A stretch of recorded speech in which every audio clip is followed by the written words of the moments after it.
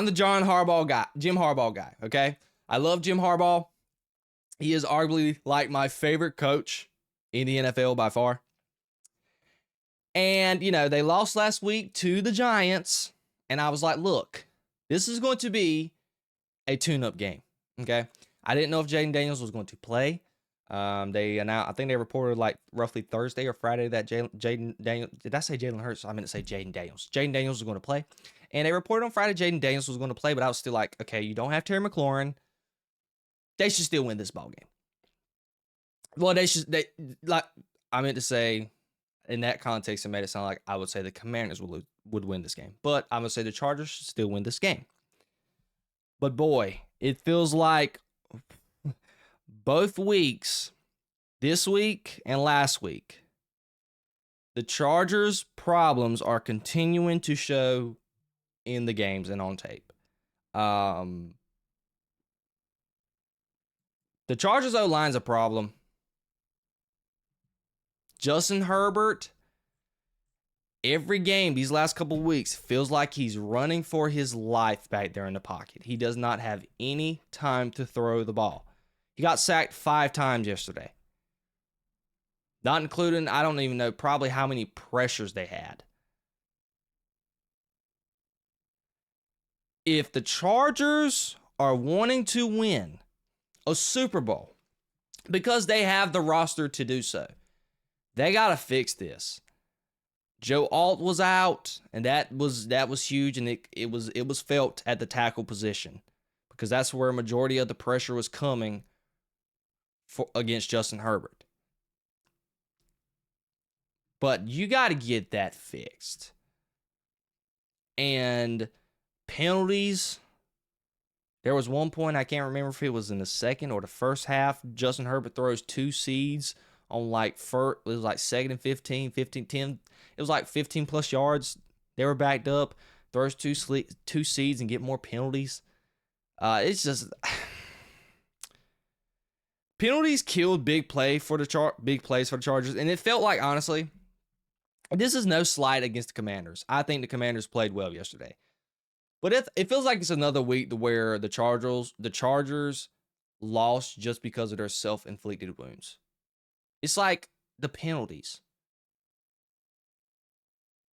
Can't block for the quarterback. It just feels like the Chargers have just, ever since Joe Alt's got hurt, it's just nosedived. It really has. And they're going to need him to be healthy. I mean, they lost Rashawn Slater, and even with that, the first couple weeks they were able to play pretty well. But ever since they lost Joe Alt, man, that offensive line for the Chargers absolutely blows. Justin Herbert, I mean, he still was efficient.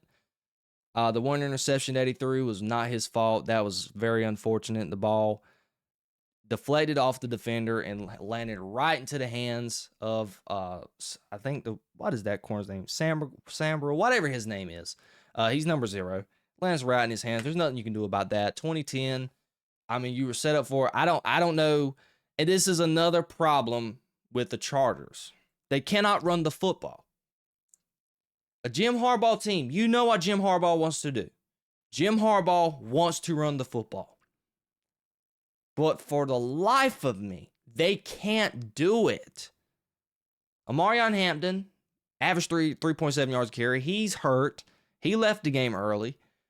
And it seems, as of today, Adam Schefter said he's going to be out for a little while.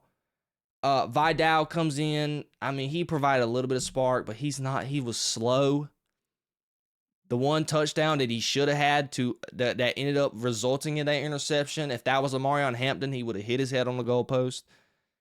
But they just can't run the football, and it forced Justin Herbert to have to drop back and pass on the end zone. And what happens? You get a back-breaking pick in the end zone. So this is going to be a problem.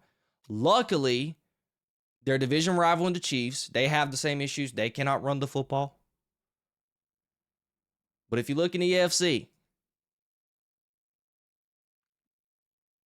I mean, the Bills, I don't think the Bills have done the best job running the football. So they have a pretty good problem. Around the AFC, every team doesn't have efficiency running the football so far that I can think of at the top of my head. All the elite ball clubs. Now, I think Denver yesterday, they were actually able to run the ball pretty decent. They ran for 4.5 yards a carry. But yeah, the Chargers, they got a lot to work on. And us in the media, we granted this team like all these accolades 3 games into the season. We're like, Chargers are the best team in the NFL. They're letting some very weaknesses be known these last couple of weeks. Now let's move on to the Commanders.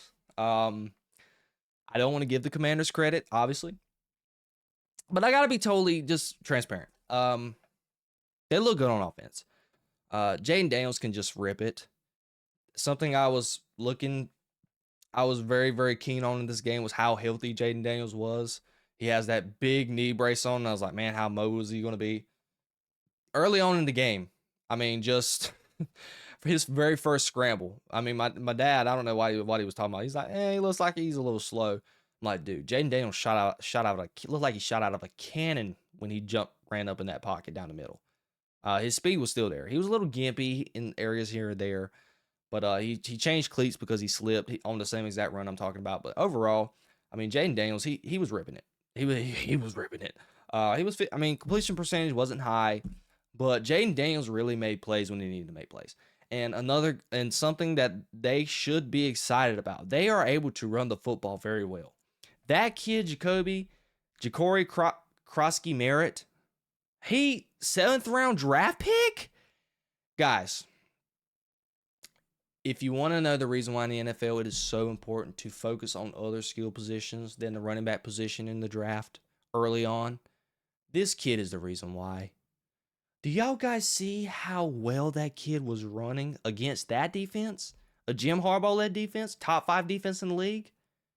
That kid was working them. He was running over everybody. That offensive line, they were bodying that defense yesterday. That was very interesting to see for Washington. Jacory Krosky Merritt, he averaged 8 yards a carry, pretty much. He had 111 yards. And it felt like the Commanders were able to run the ball at will yesterday. Deebo Samuel, he everybody talking about Deebo Samuel was looking fat, this, and that. I couldn't tell yesterday. He was working. Granted, the DBs, this is a part of the defense for the Chargers that is a question mark. But it doesn't matter. Deebo Samuel was absolutely working. Yeah, he had the most receptions by far. Jacory Krosky Merritt had 2. And every other wide receiver for Washington only had 1. So Deebo Samuel was a workhorse yesterday. And it seemed like as the game went on, he just continued to be better and better at running routes and just beating his man. He was doing a job yesterday. So he had almost 100 yards, and that's great to see because you did this without Terry McLaurin. So Terry McLaurin and Deebo, and we know Terry McLaurin, when he comes back, he's going to be super efficient. So when you see Deebo doing this, it's like, okay, yeah, this offense can be very good. Defensively, I don't love them in their secondary. It was very evident yesterday. I know the numbers don't show it, but it felt like Quinshon Johnston and Allen were pretty much open a lot. And Ladd McConkey, granted, that's a great wide receiver trio, but I feel like Lattimore is very old. He doesn't move well. What is this guy's name? He should show up in his stat sheet. Sam Restill, number 0, Mike Sanderstill. He's young, but I don't think he particularly. He's okay. He doesn't cover the best. The rookie that they drafted, Trey Amos, I didn't see him much yesterday. But I think they're really young on the back end. Bobby Wagner, he's old. He's still out there working, but I just worry about him later on in the season as the season progresses, how his fatigue and how in shape is he going to be, and how healthy is he going to be. The D-line, they're pretty good. Luvu, Armstrong, those guys can get after the quarterback, and they got after Justin Herbert yesterday. So really,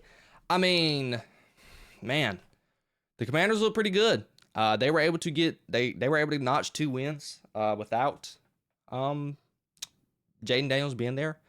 And I'm trying to think who they have 2 losses. I know they lost against. Okay, so they did lose to the Falcons last week. That's who they lost to. I knew they lost against the Packers. I'm sitting there like, who else did they lose to? But yeah, they were able to go 1-1 without Jayden Daniels, and with Jayden Daniels, it looks like they didn't miss a beat with Jayden Daniels. Jayden Daniels, everybody talking about, ooh, is Jayden Daniels going to have the sophomore slump? I think he played pretty well yesterday, in my opinion. So Herbert and the Chargers suffer their 2nd straight loss, and I want to look at their schedule. I want to know who does the Chargers have next week, because they need to get back on a win fast. They had the Dolphins at Miami. So this is an easily winnable game for them. They should win this game. Now, we said this last week, a couple weeks ago, against the Giants. But this coming up week, I think they can possibly get Joe Alt back, and they can get back on track. So the Commanders are the real deal. They're currently 2nd in the division. And if they can I feel like they're still missing a few pieces to be able to compete in the NFC with the likes of the Lions.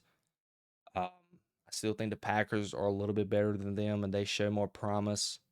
And obviously Philly.